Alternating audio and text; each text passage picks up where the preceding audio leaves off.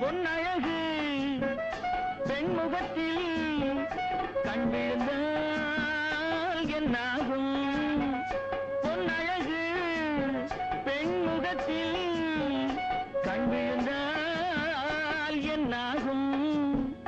பொன்னாகும் பூவாகும் தள்ளாடும்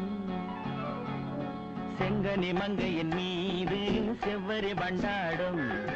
செங்கனி மங்கையின் மீது செவ்வரி வண்டாடும்